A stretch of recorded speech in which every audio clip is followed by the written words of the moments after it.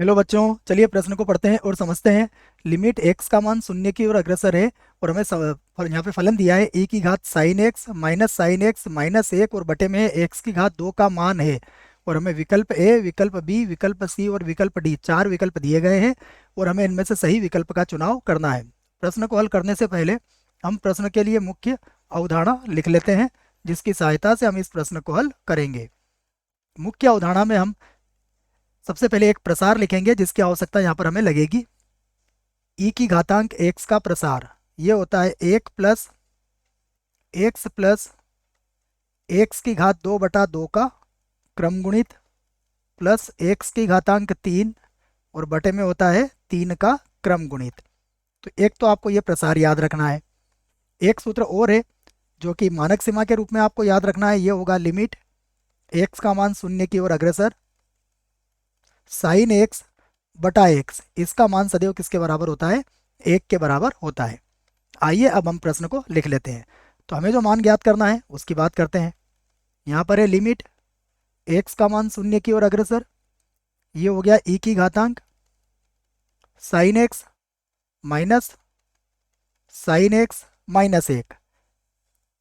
बटे की बात करें तो बटे में लिखा हुआ है एक्स का वर्ग। यदि अभी हमने यहाँ पर क्या मान रखा? एक्स का मान जीरो रखा, तो देखिए ऊपर भी जीरो आ जाएगा और नीचे भी जीरो आ जाएगा, अर्थात ये जीरो बटा जीरो रूप है। तो मैं इसको एक बार और लिख लेता हूँ समझाने के लिए। लिमिट एक्स का मान जीरो की ओर अग्रसर ई की घातांक साइन एक्स माइनस का साइन एक्स माइनस एक और पूरे के बटे में कितना था? एक्स की घातांक दो है बच्चों। और ये कौन सा रूप है? ये जीरो बटा जीरो रूप है। ये हमने देख लिया है अभी। अब हम यहाँ पर क्या करेंगे? ई की घात एक्स का प्रसार ई की घात साइन एक्स में लगा देंगे। तो देखिए अब हमें क्या मिलने वाला है, तो मैं लिख देता हूँ बराबर लगा के। ये होगा एक प्लस का साइन एक्स और प्लस ये हो जाएगा साइन स्क्वायर एक्स और बटे में आ जाएगा दो का क्रम गुणित। उसके बाद होगा साइन क्यूब एक्स और बटे में आ जाएगा तीन का क्रम गुणित और प्लस इसी प्रकार इन पदों को लिखा जा सकता है। उसके बाद देखेंगे तो माइनस कितना है यहाँ पर, देखिए उसके पीछे लिखा हुआ है माइनस का साइन एक्स और माइनस का एक। तो ये हो जाएगा माइनस का साइन एक्स और माइनस का एक और पूरे के जो बटे में है वो भी लिख लेते हैं हम। पूरे के बटे में चल रहा है एक्स का वर्ग चल रहा है। और सीमा की बात करें तो यहाँ पर सीमा क्या है? सीमा जो है वो एक्स का मान जीरो की ओर अग्रसर है। तो यहाँ पर लिख लेते हैं हम कि लिमिट एक्स का मान जीरो की ओर अग्रसर है और बराबर यहाँ लगा देते हैं। अब देखिए जो कट रहा है उसको काट के भी मैं आपको बता देता हूँ।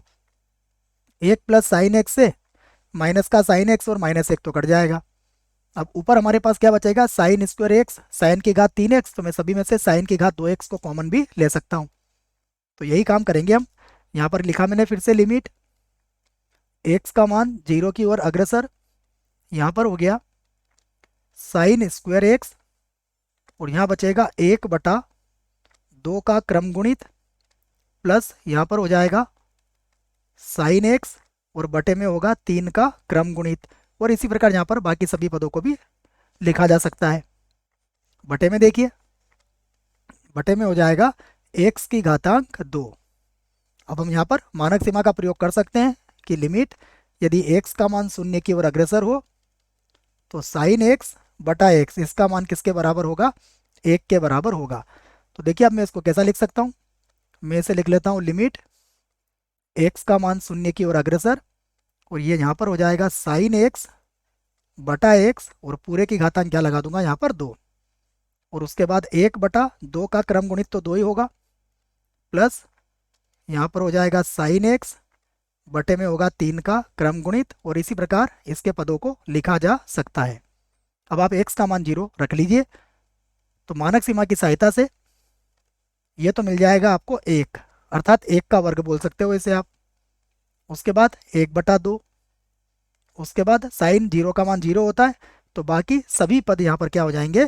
हमें जीरो मिल जाएंगे। तो हमारा उत्तर आ चुका है कितना? एक बटा दो। अब विकल्प देख लेते हैं कौन सा विकल्प सही है।